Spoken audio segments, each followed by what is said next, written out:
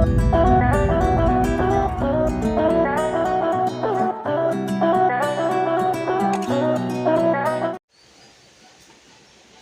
Morning class. अब आपका chapter micro economics से मैक्रो से स्टार्ट करेंगे। मैक्रो में आपका चैप्टर है 6, चैप्टर नंबर 6 मनी। ओके, आपका चैप्टर है मनी।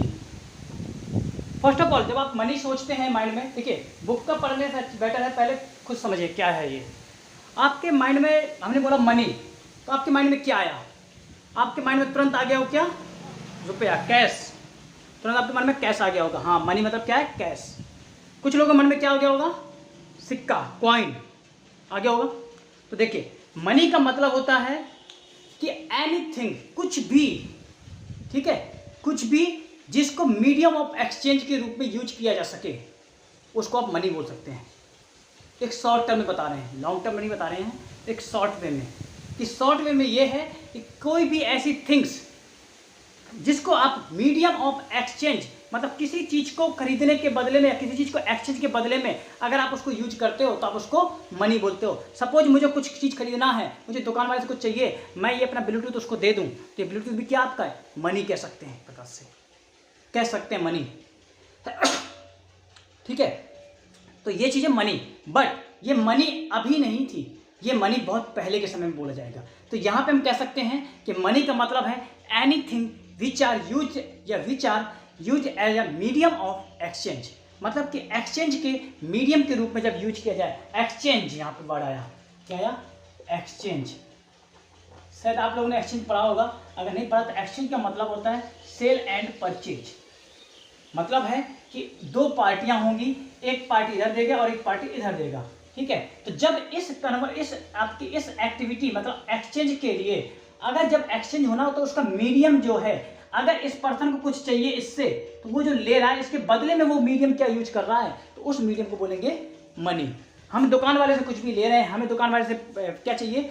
एक पैकेट बिस्किट चाहिए, तो उस बिस्किट को एक्सचेंज करने के बदले में हम उससे कुछ ना कुछ पे करेंगे, तो उसी को क्या बोलते हैं? मनी। ठीक है, तो मनी का मतलब है कि anything which are use as a medium और which are accepted as a exchange of the exchange. ठीक है, मतलब कि कोई भी ऐसी थिंग्स जिसको कॉमनली एक्सेप्ट किया जाता हो as a medium of exchange. मतलब कि एक्सचेंज के एज ए मीडियम के रूप में कॉमनली एक्सेप्ट किया जाता है। कॉमनली मतलब कि ज़्यादातर लोगों के साथ, जैसे कि अपने इंडिया में क्या होता है? रुपया।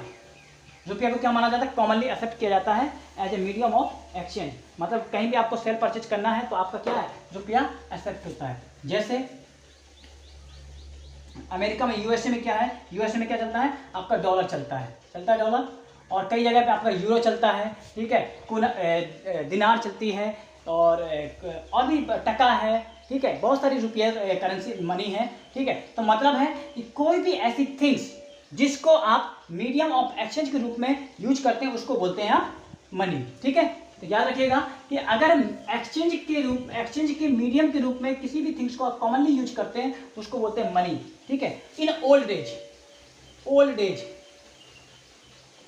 में क्या होता था? ओल्ड एज में क्या होता था कि वहां पे आपको एक्सचेंज करना होता था, बट एक्सचेंज में वहां पे एक साइड पे तो गुड्स होता था और दूसरे साइड पे भी गुड्स होता था। अभी क्या है कि एक साइड पे गुड्स है और दूसरे साइड पे मनी है।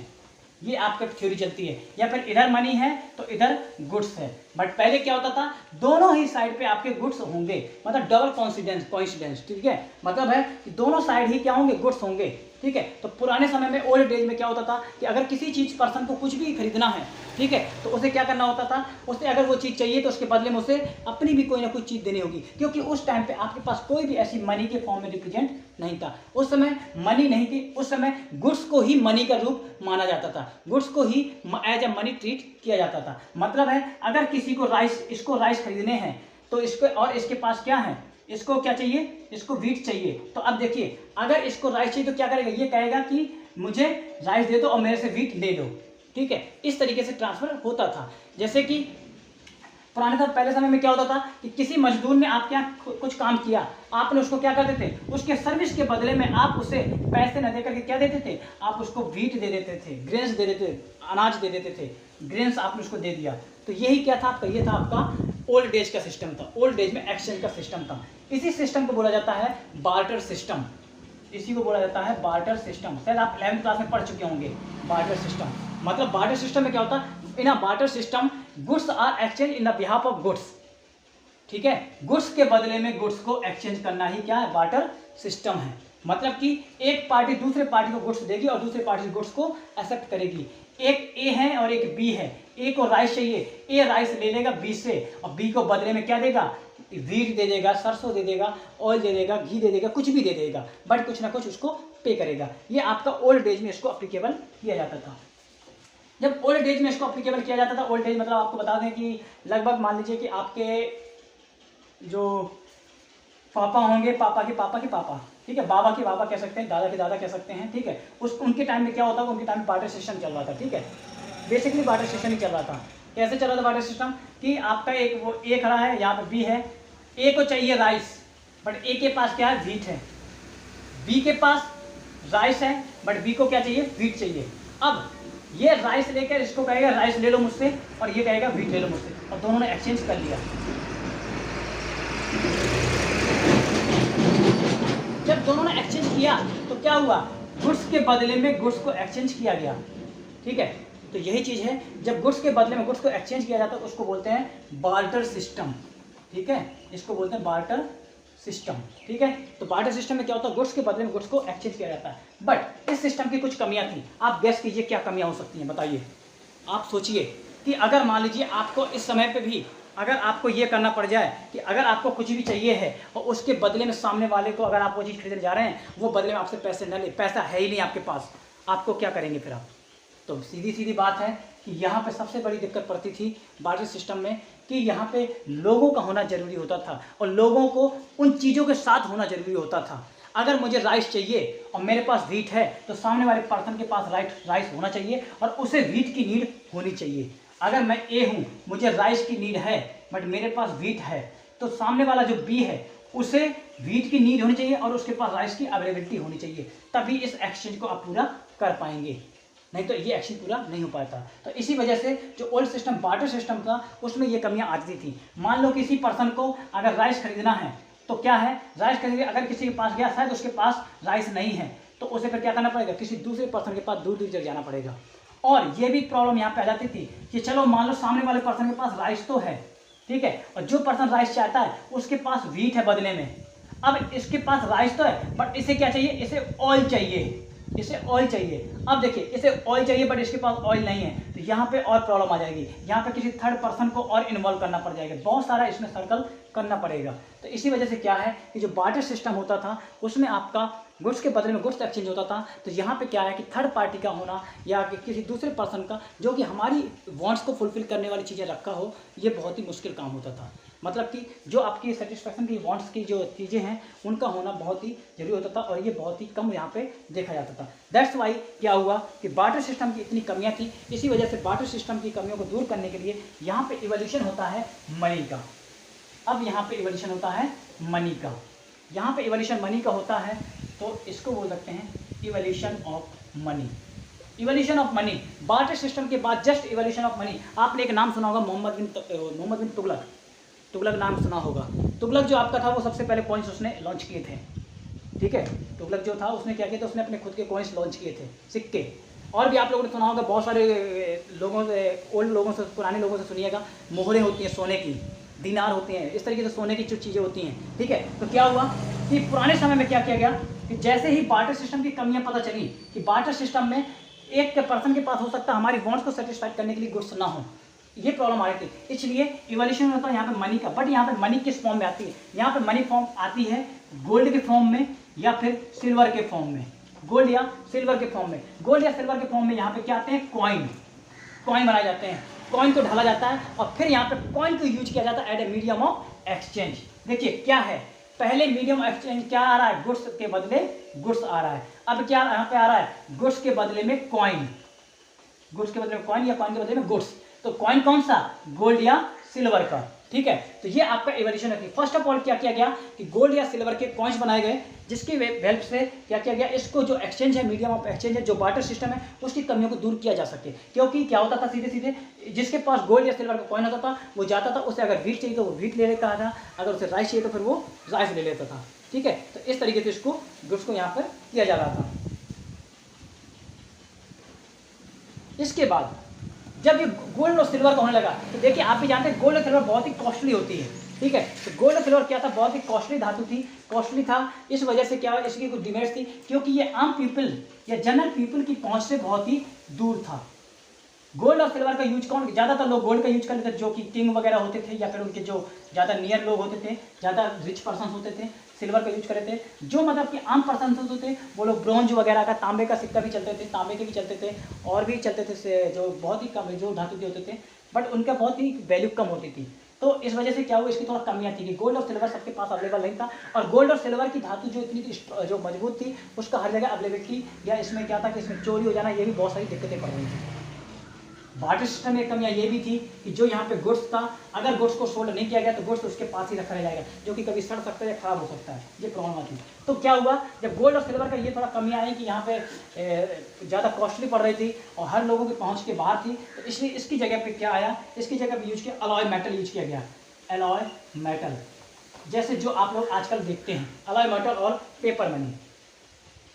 अलॉय मेटल और use for coinage along with paper money, paper money.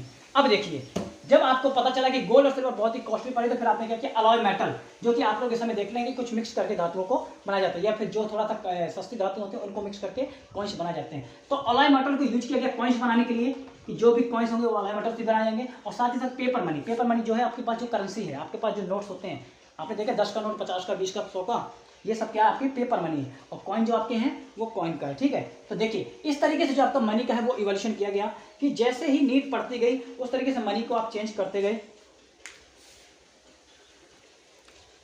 अब देखिए पहले क्या हुआ, बार्टर सिस्टम था। बार्टर सिस्टम में गुड्स को ही गुड्स का एक्सचेंज का मीडियम माना जाता था, वहां पर प्रॉब्लम आ जाती, गुड्स को रखरखाव की प्रॉब्लम होती थी, साथ ही साथ हमारी वांट्स को सेटिस्फाई करने के लिए गुड्स होगा या नहीं होगा, ठीक है। फिर आपका क्या आया, सिल्वर और गोल्ड का कॉइन आया। जब सिल्वर गोल्ड क्या था, थोड़ा सा महंगा पड़ रहा था, सभी लोगों से पहुंच से दूर था, आम पर्सन तक नहीं पहुंच पा रहा था, या तो चोरी और इस सब का ज़्यादा डर रहता था, क्योंकि इसकी वैल्यू ज़्यादा होती थी, ठीक है, धातु की वैल्यू ज़्यादा थी जबकि उसकी वैल्यू कम थी जो रियल मार्केट था। इस वजह से क्या हुआ, इसकी जगह पे लाया गया अलॉय मेटल को यूज किया गया कॉइन बनाने के लिए, और पेपर मनी को यूज किया गया, ठीक है। अलॉय मेटल और पेपर मनी ये अभी चल रहा था। इसके बाद अब इस नाउ डेज मतलब करंट टाइम में जो इस समय चल रहा है, इस समय आपका एक मनी और आ चुकी है, प्लास्टिक मनी। प्लास्टिक मनी शायद आप लोगों ने बहुत बार नाम सुना होगा कि अब नोट्स प्लास्टिक के चलेंगे।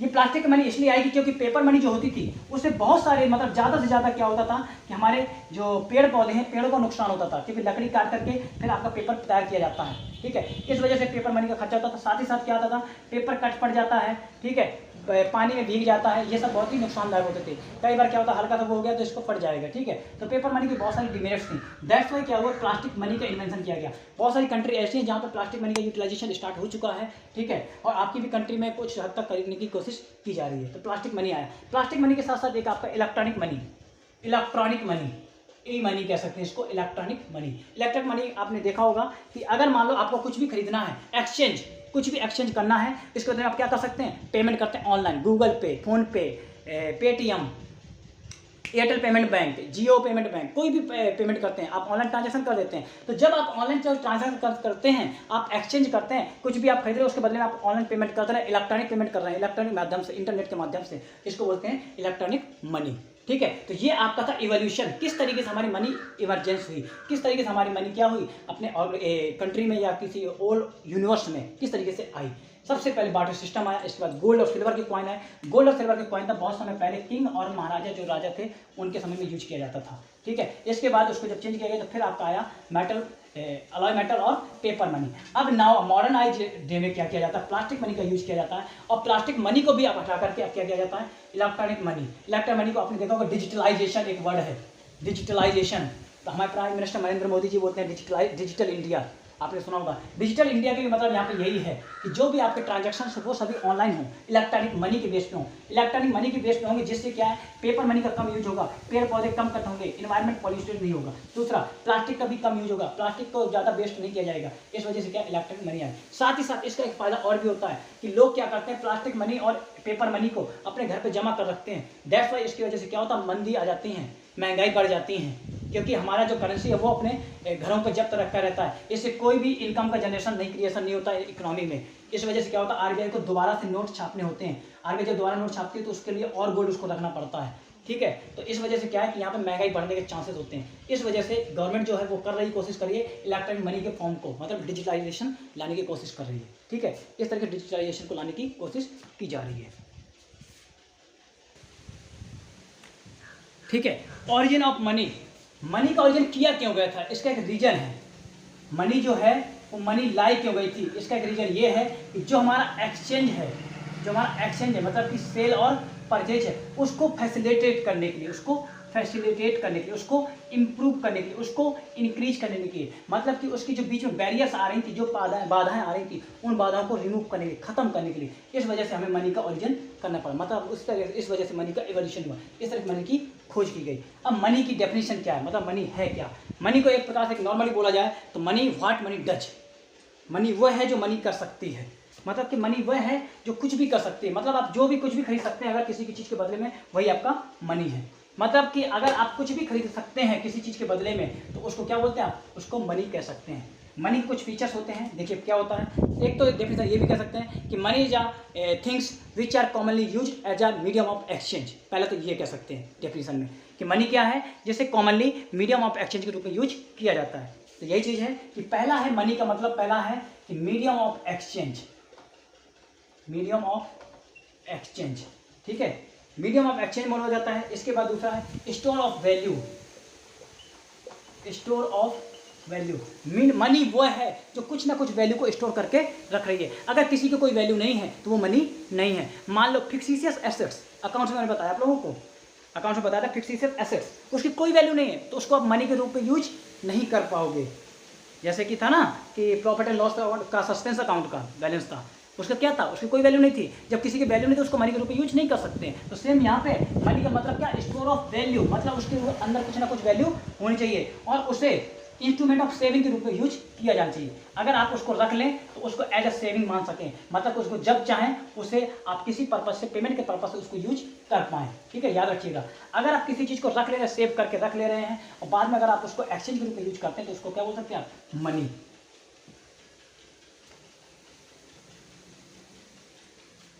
फिर आपका थर्ड पॉइंट है money is use as a measure of value, measure of value किसी भी थिंग्स। आपका मनी मेजरमेंट कॉन्सेप्ट याद होगा शायद अकाउंटिंग में, money measurement concept 11th class में बताया था कि अगर आप किसी, मनी का मतलब क्या है, मनी वो है जो किसी भी चीज की वैल्यू को मेजर कर दे। Measure of value, value of goods and service is expressed in terms of money. जितने भी गुड्स एंड सर्विस हैं उनकी सबकी वैल्यू किस में रिप्रेजेंट हो रही है, मनी की फॉर्म में रिप्रेजेंट होनी चाहिए, ठीक है। ये चीज है कि मनी के जो फीचर्स है, मनी को जो यूज किया जा सकता है, एक तो मीडियम ऑफ एक्सचेंज के रूप में यूज किया सकता था, या तो स्टोर ऑफ वैल्यू मतलब कुछ वैल्यू स्टोर किया, या सेविंग के रूप में यूज किया जा सकता है। मेजर ऑफ वैल्यू मतलब वैल्यू को मेजर करने के लिए भी यूज किया जा सकता है। दूसरा है, नेक्स्ट है money is use as a standard for deferred payment, standard for deferred payments, मतलब है कि deferred payments are those payment which are made sometimes in the future. मतलब है कि मनी को आप इस पर्पज में भी यूज कर सकते हैं फ्यूचर के पेमेंट के लिए, कि अगर आपको फ्यूचर में किसी चीज़ का पेमेंट करना है तो आप इसको यूज कर सकते हैं। जैसे पर मंथ सैलरी देनी किसी को तो क्या कर सकते हैं आप, उसको मनी को यूज करते हैं।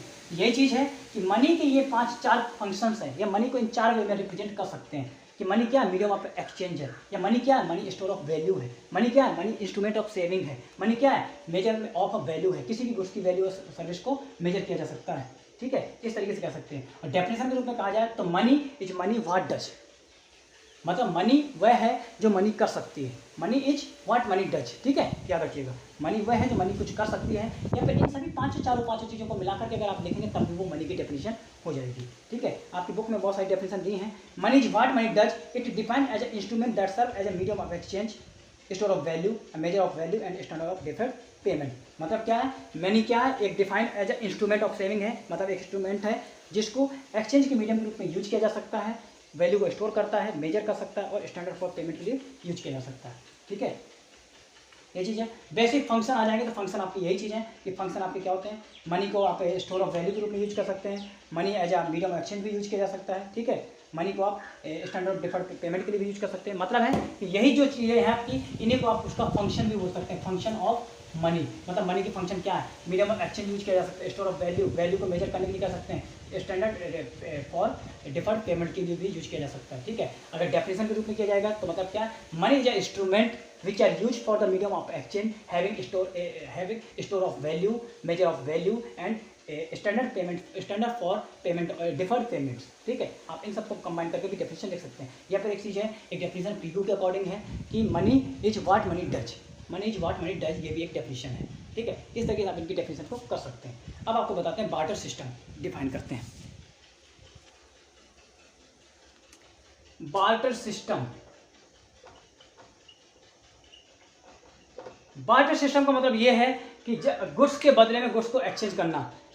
ये तो आप इतना जानते हैं, नॉर्मली तो बार्टर सिस्टम जानते हैं आपके क्या होता है। ठीक है, तो बार्टर सिस्टम का मतलब है barter system of exchange is a system in which goods are exchange for goods, goods are exchange for the goods. ठीक है, मतलब है कि गुड्स यहाँ पे बीच में एक्सचेंज और फिर गुड्स, मतलब गुड्स के बदले में जब गुड्स को एक्सचेंज किया जाता है तो इस मेथड को बोलते हैं क्या, बार्टर सिस्टम। इसी बार्टर सिस्टम में क्या होता है, दो चीज़ों का होना जरूरी है, double coincidence of bonds, double coincidence of bonds. मतलब यहाँ पे क्या है कि दो बॉन्ड्स का होना नेसेसरी है। मतलब है कि अगर मुझे राइस चाहिए तो सामने वाले पर्सन को भी वो चीज़ चाहिए जो मेरे पास है। अगर मेरे पास व्हीट है और मुझे राइस चाहिए तो सामने वाले पर्सन के पास राइस होना चाहिए और उसे व्हीट की नीड होनी चाहिए, तभी हम लोगों के बीच में एक्सचेंज हो पाएगा। अब मालूम मुझे राइस चाहिए और इसके पास राइस तो है बट इसकी बॉन्ड्स कोई दूसरी है, तो फिर हमारे बीच में एक्सचेंज नहीं हो पाएगा। यही है कि बार्टर सिस्टम में क्या है, डबल कोइंसिडेंस ऑफ बॉन्ड्स का होना जरूरी है। मतलब कि दो लोगों के बीच में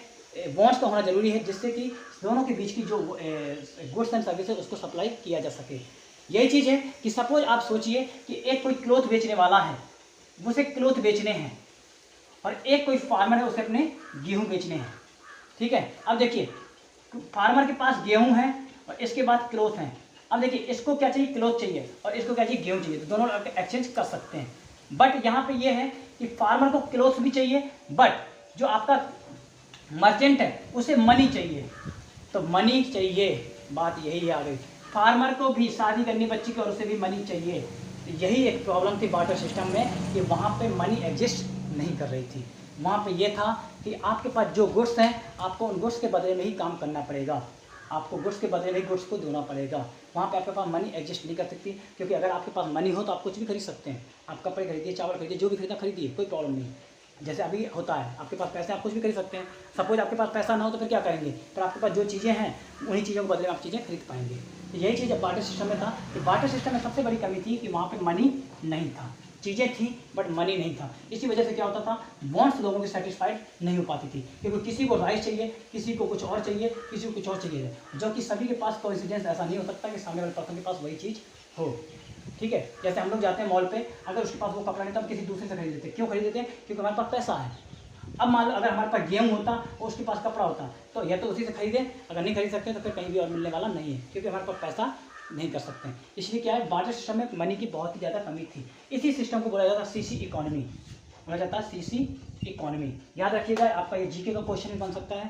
बार्टर सिस्टम को ही सीसी इकोनॉमी बोला जाता था। मतलब जब बार्टर सिस्टम चला था तो उस समय जो हमारी इकोनॉमी थी उसको सीसी इकोनॉमी बोलते हैं। मतलब है commodity for commodity exchange economy, commodity for commodity exchange economy. मतलब ऐसी इकोनॉमी जहाँ पे कमोडिटी के बदले में कमोडिटी को एक्सचेंज किया जाता हो उसको बोलते हैं सीसी इकोनॉमी। तो याद रखिएगा, बार्टर सिस्टम जब आपका चला था उस समय के इरा को या उस समय के इकोनॉमी को हम बोलते थे सीसी इकोनॉमी। वहाँ पे कमोडिटी के बदले में कमोडिटी को एक्सचेंज किया जाता था।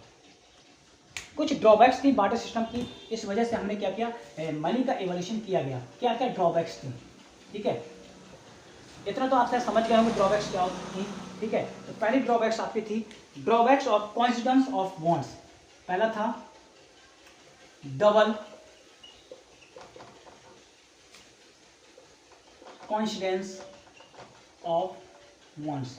मतलब था कि double coincidence of bonds is a core characteristic of the barter system of double coincidence of bonds imply that at a point of time that two individuals are in a position in such goods which are they are willing to exchange for the satisfaction of their wants।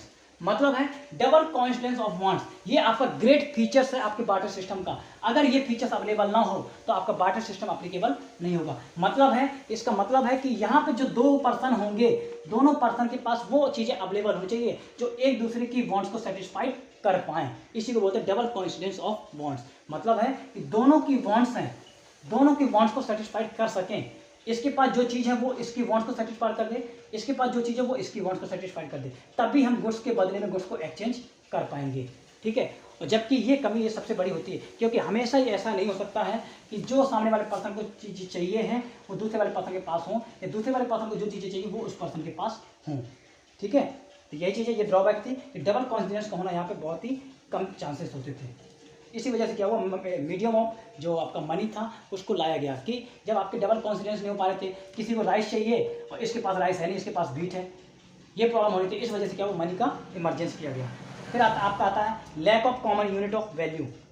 Lack of common unit of value, common unit of value, lack of common unit of value, lack of common unit of value. ठीक है, इसका मतलब है common unit of value का मतलब है कि यहाँ पे हम किसी भी चीज़ के बार्टर सिस्टम में किसी भी चीज़ की हम वैल्यू नहीं मेजर कर पा रहे थे कि उसकी वैल्यू क्या है। मान लो मेरे पास फर्नीचर है, इसके पास व्हीट है, इसके पास राइस है। जब मनी ही नहीं है तो मनी के टर्म में रिप्रेजेंट नहीं की जाएगी। तो यहाँ पे क्या था, सभी चीज़ें क्या थी, इक्वल थी, कोई भी किसी के बीच में कोई डिफरेंस नहीं था कि इनकी वैल्यू क्या है। किसी के पास फर्नीचर है तो वो कहेगा नहीं हमारे पास ये व्हीट है, इसके बाद में ले लो। ठीक है, यहाँ पे ये हो जाता था कि थोड़ा बहुत ये चेंज हो जाता था कि व्हीट को ज़्यादा कम वैल्यू वाला माना जाता, राइस को ज़्यादा वैल्यू वाला माना जाता, ये थोड़ा बहुत चेंजेस हो जाते थे। बट क्या है, यहाँ पे सबसे गलत क्या था, यहाँ पे हमारी मनी के ना होने की वजह से हम यहाँ पे बार्टर सिस्टम के टाइम पे हम किसी भी थिंग्स की वैल्यू को मेजर नहीं कर पा रहे थे कि हमारा घोड़ा कितने रुपए का है, हमारी गाय कितने रुपए की है। ठीक है, तो इसी वजह से ये कमी थी, यहाँ पे हम किसी भी यूनिट्स को, कॉमन यूनिट्स को हम यहाँ पे नहीं दे पा रहे थे। फिर है आपका नेक्स्ट था difficulty in future payments of contractual payments. Difficulty in future payments या कॉन्ट्रेक्चुअल पेमेंट। मान लो हमने किसी से कॉन्ट्रैक्ट किया कि आप हमारे यहाँ जॉब काम कीजिए, हम आपको 1 साल तक के लिए आपको पर मंथ सैलरी देंगे। तो अब हमारे पास पैसे तो है नहीं, मनी तो है नहीं, तो हम क्या करें, कैसे हम ये मेजर कर दें कि कितना गेहूं उसको देते रहें या कितनी चीज़ें देते रहें। ठीक है, ये सब मतलब क्या था कि कॉन्ट्रेक्चुअल पेमेंट या फ्यूचर पेमेंट की करने में बहुत बड़ी प्रॉब्लम आ रही थी कि फ्यूचर में कैसे पेमेंट करेंगे। क्योंकि मान लो हमने बोल दिया आज के हम इतना गेहूँ देंगे, हो सकता है फ्यूचर में उसकी वैल्यू चेंज हो जाए, या सॉरी वैल्यू नहीं, हो सकता है उसकी क्वांटिटी चेंज हो जाए, हो सकता है हमारे पास गेहूँ ना हो, हम कहेंगे नहीं इतना नहीं दे पाएंगे। यही चीज़ है कि आपका जो बार्टर सिस्टम था उसमें आप फ्यूचर के जो पेमेंट्स थे या फ्यूचर के जो कॉन्ट्रैक्ट्स थे उनका पेमेंट करना बहुत ही डिफिकल्ट टास्क था, उनका पेमेंट करना बहुत ही डिफिकल्टी हो जा रही थी कि कैसे उनका पेमेंट किया जाए।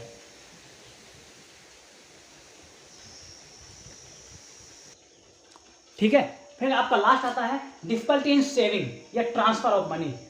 मतलब क्या था, यहाँ पे बार्टर सिस्टम क्या था, हम ट्रांसफर नहीं कर, सेव नहीं कर सकते। अगर मान लो हमारे पास गेहूं है, अगर उसको हम सेव करेंगे तो सेव करेंगे, हो सकता है लॉस हो जाएगा, आग लग सकती है, उसमें जल सकता है, ठीक है, चोरी हो सकती है, पानी सड़ सकता है, ये चीज़ें होती थी प्रॉब्लम। और जबकि इस समय क्या था, मनी अगर आ जाए तो मनी को क्या, मनी सड़ नहीं सकती, ये चीज़ें बहुत ज़्यादा प्रॉब्लम नहीं होती हैं। मनी को क्या आप आराम से कहीं भी रख सकते हैं, एक किसी छोटी जगह पे भी रख सकते हैं। बट आपको जो बार्टर सिस्टम था वहाँ पे आप क्या था, आपकी स्टोरेज करने की कैपेसिटी नहीं थी या स्टोरेज की कॉस्ट ज़्यादा आती थी। अब मान लो आपको गेहूँ रखना है तो आपको बहुत सारे भंडार गृह बनाने पड़ेंगे, उसमें रख सकते थे, स्टोरेज की कॉस्ट ज़्यादा आ जाती थी। या फिर आपका उसको ट्रांसफ़र करना बहुत ही मुश्किल हो जाता था। अगर आपको मान लो उसको ट्रांसफ़र करना है तो आप इससे वहाँ से वहाँ तक नहीं भेज पाएंगे, क्योंकि भेजने के लिए आपको बहुत टाइम लग जाएगा। यही आपकी कमियां थी कि सबसे पहला कमियां क्या थी कि Constance of wants, double Constance of wants का होना जरूरी था, जबकि ऐसा पॉसिबल नहीं होता है। फिर था आपका lack of common unit of value, मतलब हर एक जो यूनिट हैं उनकी जो कॉमन वैल्यू होनी चाहिए वो यहाँ पर मेजर करना बहुत ही डिफिकल्ट था, क्योंकि मनी थी नहीं तो इसको मेजर करना बहुत ही डिफिकल्ट टास्क होता था। स्टोरेज या ट्रांसफर ऑफ या सेविंग, स्टोरेज करना बहुत ही डिफिकल्ट टास्क था, क्योंकि अगर स्टोरेज करके रखेंगे गुड्स को तो उसमें कैपिटल लॉस होने की ज़्यादा चांसेस होते थे, आग लग सकती है, पानी में बर्बाद हो सकते हैं, ये चीज़ें होती थी। इसको ट्रांसफ़र करना बहुत ही मुश्किल होता था। ठीक है, साथ ही साथ क्या है, कॉन्ट्रेक्चुअल पेमेंट या फ्यूचर पेमेंट के लिए बहुत ही डिफिकल्ट होता था, क्योंकि अगर हम फ्यूचर में कोई पेमेंट करना चाहते हैं तो फ्यूचर में पेमेंट करने के लिए क्या चाहिए, हम वहाँ पे ये नहीं बता पाएंगे कैसे उसको पेमेंट करें, उसकी क्या सर्विस हम ले रहे हैं और कैसे उसको पेमेंट करें। अभी क्या होता है, हम उसको बोल देंगे 12,000 रुपये पर मंथ आपको हम दे देंगे, 15,000 रुपये पर मंथ आपको दे देंगे, सीधे फ्यूचर का कॉन्ट्रैक्ट हो गया हमारा और खत्म। ऐसे में क्या होता था, हम उसको कैसे डिसाइड कर लें कि कितना रुपये गेहूँ हम आपको पर मंथ देंगे, उसकी एग्जैक्ट हमें वैल्यू तो पता नहीं है, क्योंकि वो काम कितने का कर रहा है, उसको कितना हम देंगे मंथली। ठीक है, तो यही था कि फ्यूचर की जो कॉन्ट्रैक्ट है तो उसको डिफिकल्ट होता था। इस वजह से ये जो आपके ड्रॉबैक्स हैं, इस वजह से इनको रिमूव करने के लिए आपका मनी का जो इवोल्यूशन किया गया था। ठीक है।